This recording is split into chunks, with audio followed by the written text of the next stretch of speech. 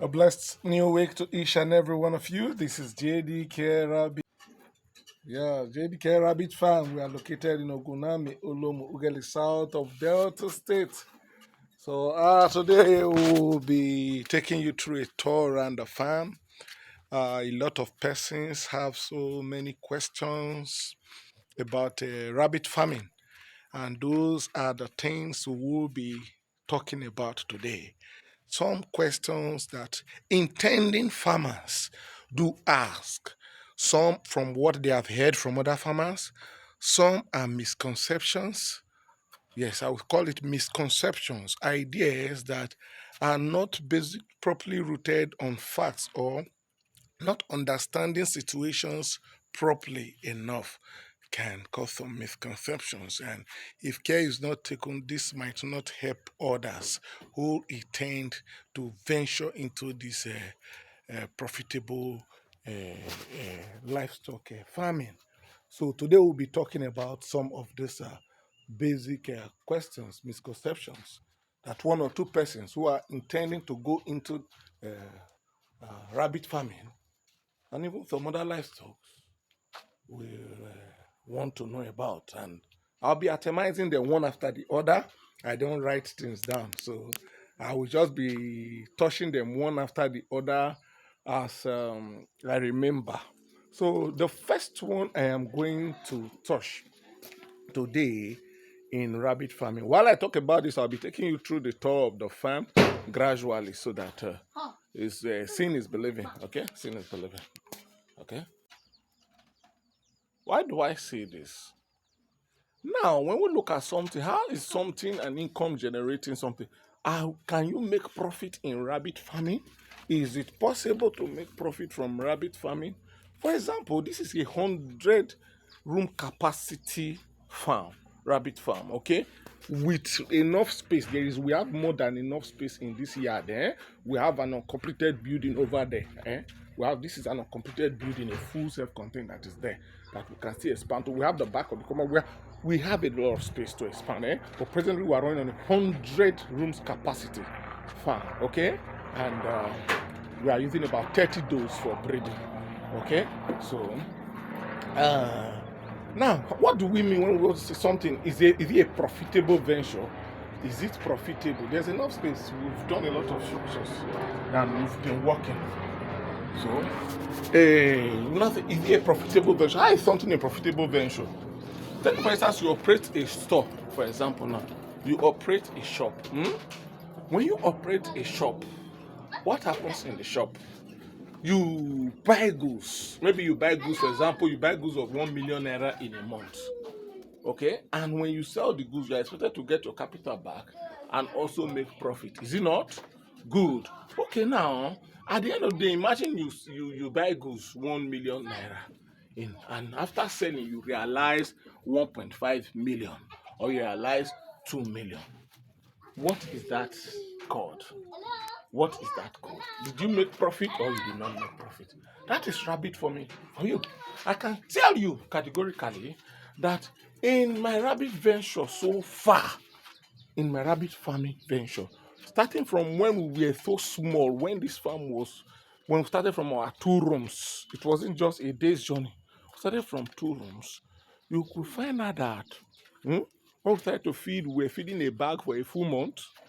Not to talk now to now. If we use, let me say, for example, we use 20,000 to feed in a month. That month, we sell 60,000 naira. Okay? And if we deduct other expenses, let me say, it now falls to about 30,000. Okay? So it's always times two. It has been like that. It has been like that when it was even small. When it was small. Okay? Not to talk of when we now upscaled and the farm grew over time. I can tell you categorically that this farm, as you see, has the ability of selling close to 1 million or sometimes even above 1 million naira in some months. Yes, this farm you see. And we don't spend more than 200,000 in buying their feed in that month. The rest grasses, if we pay for them, it will not be up to 100,000 that we go harvest ourselves. Okay? So it's a profitable venture. How do we medicate? We don't buy drugs. We plant our drugs. See them, pawpaw leaf, moringa, bitter leaf, scent leaf behind. We plant them. We use them. When you understand organic farming, there are things that will save you cost. Have good hygiene. Okay? Rabbits are not that costly for you to start with. They are not that costly for you to start with. Look at this farm now. Okay, for example, okay, they say, okay, even if you want to buy an adult doe, now maybe for about 30,000 for an adult doe or what have you, okay, and you start up your farm, you cannot compare it. Look at this is a full grown, this is a 6 months, she just kindled now, a 6 months, a first time mama, okay, she's just, she was crossed at 5 months, she's 6 months now, though they are very big, it is where I breed them. That is why you find out all my rabbits are very, very big. Okay? So, we experiment a lot here. We do magic with experimentation. Okay? With that one now, you can see at that age of 6 months, look at that massive size. It will not be more than 30, 35,000 highest, depending on the farm. Okay? But if you want to go into other livestock, because we will love varieties. Take, for example, now, these are part of our grass cutter section. If I tell you the price of these small grass cutters you see, as you see them, they are young grass cutters of about 4 months, 5 months. But you see their size? This is like the size of a rabbit winner or a young grower of 3 months. Okay? See them. Only one, when they came in as small as they are, was about 50,000. When we lost one day, that day, it was so small, 50,000 was gone into the wind. It was not even eatable. If I take you to the bush ones, the bush section of those same grass cutters now, the bush section of those same grass cutters, let me take you to the bush section of those same grass cutters. They came around 60, 50. At the bush section, they were 3. We first got to see them. They are adult, fully matured ones. You cannot because this place is kind of dark. We kind of make it dark for them, prevent cold and all that. When we lost one from them, we used it for meat that day. But when you were eating the 50,000 in the pot, it was somehow, it didn't taste nice. Rabbit farming is profitable. It's our postural section.